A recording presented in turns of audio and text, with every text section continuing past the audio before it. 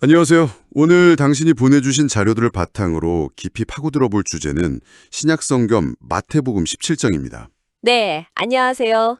사실 성경의 한 장이라고 하면 왠지 좀 딱딱하게 들릴 수 있는데 당신이 보내주신 이 부분은 정말 한 편의 단편 영화 같아요. 맞아요. 정말 그렇죠. 눈부신 영광이 폭발하는 뭐랄까 판타지 같은 장면에서 시작해서 인간적인 고뇌가 가득한 드라마로 갔다가 갑자기 세금 문제라는 아주 현실적인 이야기로 툭 떨어지거든요. 네.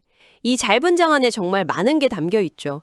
당신이 보내주신 자료들을 보면서 저도 느낀 건데 이걸 관통하는 질문이 딱 하나 있는 것 같아요. 어떤 거죠? 하늘의 영광을 맛본 순간과 땅의 비루한 현실 사이의 간극을 우리는 어떻게 살아가야 하는가? 바로 이 질문이요. 아, 그리고 여기서 더 나아가서 우리가 흔히 말하는 믿음이라는 게 과연 뭘까? 이게 그냥 긍정적인 마음가짐 같은 걸까요? 아니면 전혀 다른 차원의 이야기일까요? 좋습니다. 오늘 바로 그 지점을 한번 깊게 파고들어 보죠. 그럼 가장 강렬하고 비현실적인 장면, 흔히 변화산 사건이라고 불리는 그 이야기부터 시작해 볼까요? 네, 그게 좋겠네요. 이 장면은 정말 영화 오프닝으로 써도 될 것 같아요. 그렇죠. 이야기는 예수가 베드로, 야고보, 요한 이렇게 핵심 제자 3명만 따로 데리고 높은 산에 오르는 것으로 시작합니다. 일종의 특별 과외 같은 거네요. 네, 뭐 그런 셈이죠. 그리고 거기서 정말 상상도 못한 일이 벌어지죠. 예수의 모습이 완전히 변하는데 얼굴은 해처럼 빛나고 웃은 그 누구도 그렇게 희게 할 수 없을 만큼 빛났다고 묘사돼요. 거의 뭐 SF 영화의 한 장면 같기도 하고요. 맞아요. 그런데 거기서 끝이 아니죠. 네, 갑자기 구약 성경에 뭐랄까 어벤져스라고 할 수 있는 두 인물 모세와 엘리야가 나타나서 예수와 대화를 나눕니다. 하하, 어벤져스. 좋은 비유네요. 당신이 보내주신 자료에서도 이 두 인물의 상징성에 대해 주목하셨더라고요. 왜 하필 이 두 사람이었을까요? 그게 이 장면의 핵심 중 하나입니다.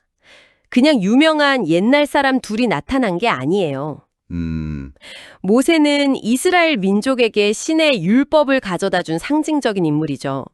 그리고 엘리야는 수많은 선지자들을 대표하는 가장 위대한 선지자로 꼽히는 인물이고요. 아, 그러니까 율법과 선지자의 대표가 양옆에 딱 써 있는 거군요. 바로 그겁니다. 마치 우리가 보증합니다 하고 도장을 찍어주는 것처럼요. 네, 맞아요. 예수가 구약의 모든 역사와 예언을 완성하는 인물이라는 걸 말 대신 그림으로 딱 보여주는 장면인 거죠. 내가 바로 구약이 예고했던 최종 버전이다 라는 걸 시각적으로 선언하는 겁니다. 와, 이 압도적인 광경 앞에서 베드로의 반응이 정말 재밌어요. 당신도 이 부분을 흥미롭게 보신 것 같던데요? 네, 정말 인간적이라서 웃음이 나올 정도예요. 그렇죠. 이 엄청난 광경에 넋이 나가서 하는 말이 주님, 우리가 여기 있는 것이 좋사오니 초막 셋을 짓겠습니다. 하나는 주님을 위해, 하나는 모세를 위해, 하나는 엘리야를 위해. 이거잖아요. 네, 저는 이 대사가 너무 이해가 가요. 이 엄청난 순간이 사라지지 않게 어떻게든 붙잡고 싶은 마음, 박지에서 영원히 기념하고 싶은 마음인 거죠. 맞습니다. 이 순간을 영원히를 외치고 싶었던 거죠. 하지만 이야기의 흐름은 베드로의 소망과는 다르게 흘러갑니다. 베드로의 말이 채 끝나기도 전에요. 네. 빛나는 구름이 그들을 덮으면서 하늘에서 음성이 들려오죠. 이는 내 사랑하는 아들이요. 내 기뻐하는 자니 너희는 그의 말을 들으라. 이 음성이 모든 상황을 그냥 정리해버리네요. 그렇죠.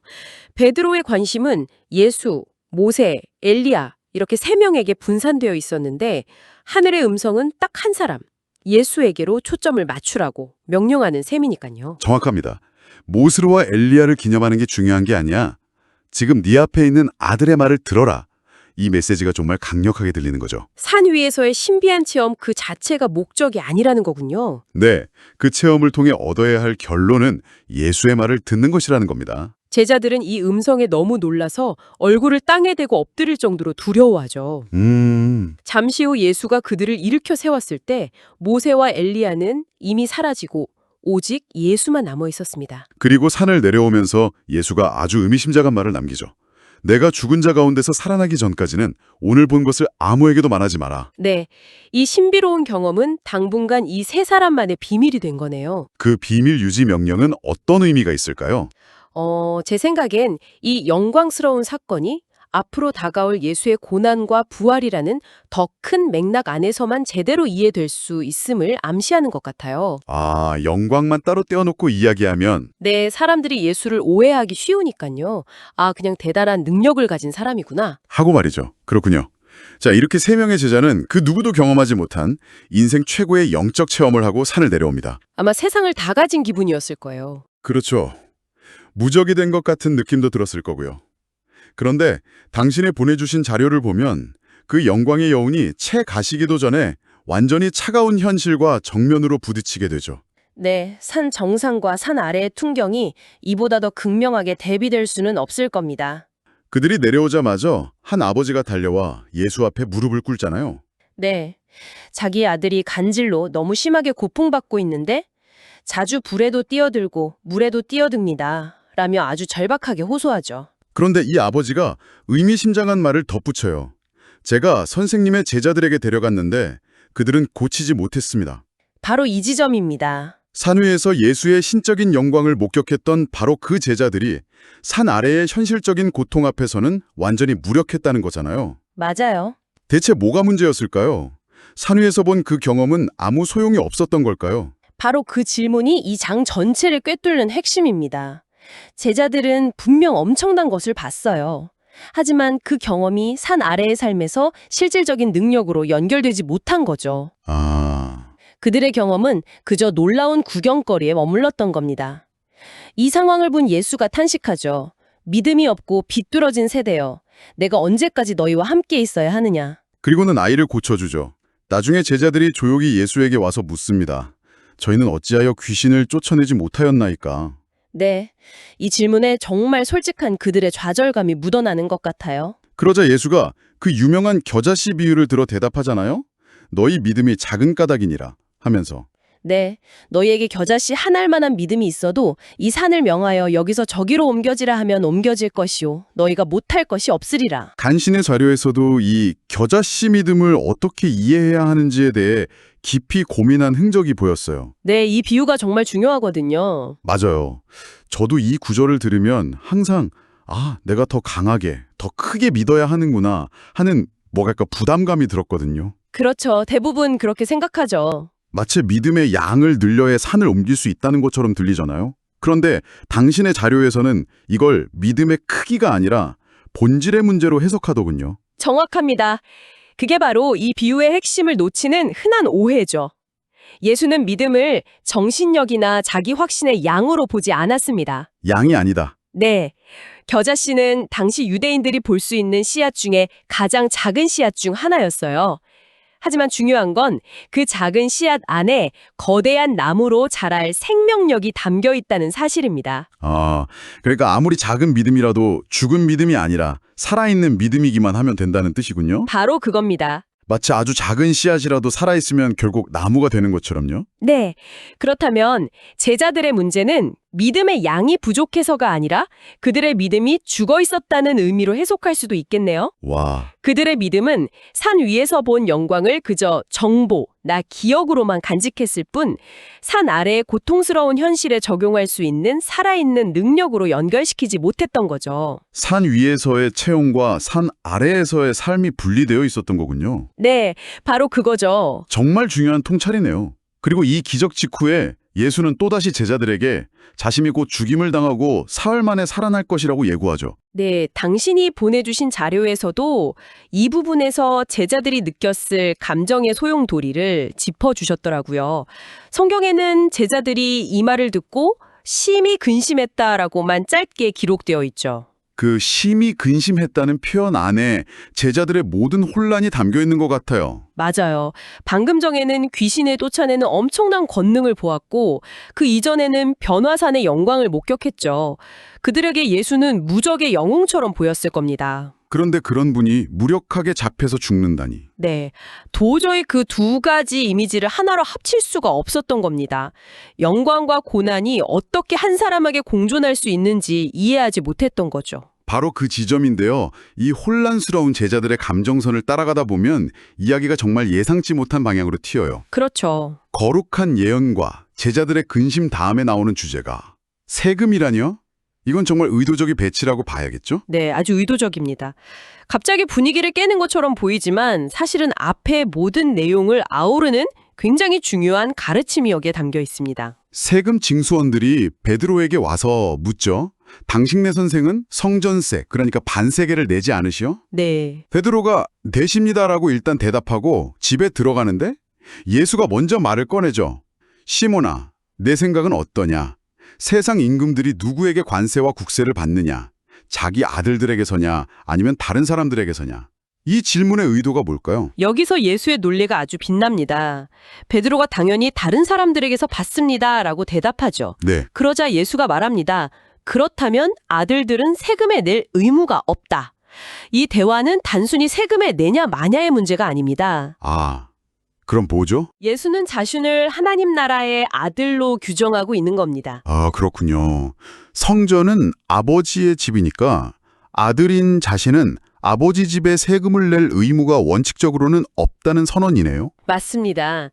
자신의 신적인 정체성을 아주 조용하면서도 분명하게 밝히는 장면이죠. 자신의 자유와 권리를 분명히 한 겁니다. 하지만 하지만 바로 다음에 이어지는 예수의 행동이 이 장 전체의 결론과도 같아요.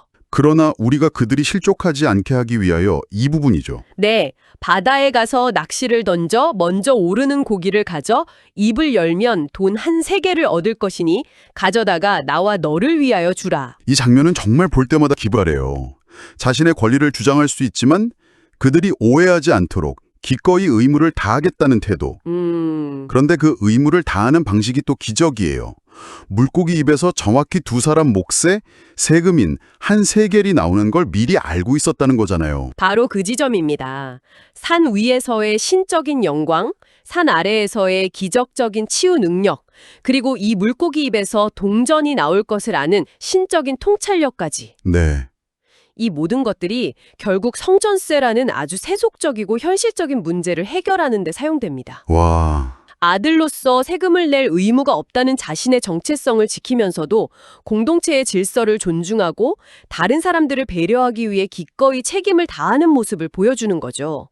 신적인 능력과 지상의 책임이 어떻게 하나로 만나는지를 완벽하게 보여주는 결론입니다. 와, 그렇게 연결해서 보니 이 장의 구조가 완전히 새롭게 보이네요. 그렇죠. 처음에는 세 개의 다른 에피소드를 그냥 붙여놓은 것 같았는데 사실은 산 위의 영광이 산 아래의 세금 문제와 어떻게 연결되는지를 보여주는 거대한 하나의 이야기였군요. 그렇습니다. 이 장은 결국 당신에게 그리고 우리 모두에게 이렇게 묻고 있는 셈입니다. 어떤 질문일까요? 당신의 삶에도 산 정상에서의 경험이 있지 않습니까? 아주 강렬한 깨달음의 순간, 영적으로 충만했던 기억, 인생의 방향을 찾았다고 느꼈던 그런 순간들이요. 네. 누구나 그런 순간들이 있죠. 그 기억들을 어떻게 당신의 지루하고 반복되는 일상, 때로는 고통스러운 현실, 심지어 세금을 내는 것처럼 아주 평범하고 귀찮은 의무들 속으로 가져와 살아낼 것인가 하고 묻는 겁니다. 정리하자면 마태복음 17장은 하늘과 땅, 신적인 영광과 인간적인 고뇌, 초월적인 권리와 현실적인 책임 사이를 오가는 한편의 완벽한 드라마였네요. 맞습니다. 산 위에서 본 환상은 그 자체로 끝나는 것이 아니라 산 아래의 삶을 살아갈 힘과 지혜가 되어야 한다는 메시지로 들립니다. 네. 그리고 그 힘과 지혜는 단지 산을 옮기는 것과 같은 거창한 일에만 필요한 것이 아니라는 거죠. 오히려 세금을 내는 것과 같은 아주 작은 일상 속에서 다른 사람들을 배려하고 자신의 책임을 다하는 모습으로 나타날 때 진정으로 완성된다는 것을 보여줍니다. 마지막으로 당신이 한번 곱씹어볼 만한 질문을 하나 남겨드리고 싶습니다. 네, 어떤 질문인가요? 이 이야기 속 진짜 기적은 뭘까요? 해처럼 빛나는 얼굴이나 하늘에서 들리는 음성, 산을 옮길 만한 믿음, 혹은 물고기 입에서 나온 동전 같은 초자연적인 사건일까요? 아니면 신의 아들로서 모든 의무에서 자유로울 권리가 있음에도 불구하고 다른 사람들을 위해 기꺼이 자신의 권리를 내려놓고 평범한 의무를 다하기로 한 그 자발적인 선택이야말로 가장 큰 기적은 아닐까요? 아주 좋은 질문이네요. 당신의 삶에서 옮겨야 할 산은 무엇이고 또 기꺼이 감당해야 할 세금은 무엇인지 한번 생각해 보시는 것도 좋겠습니다.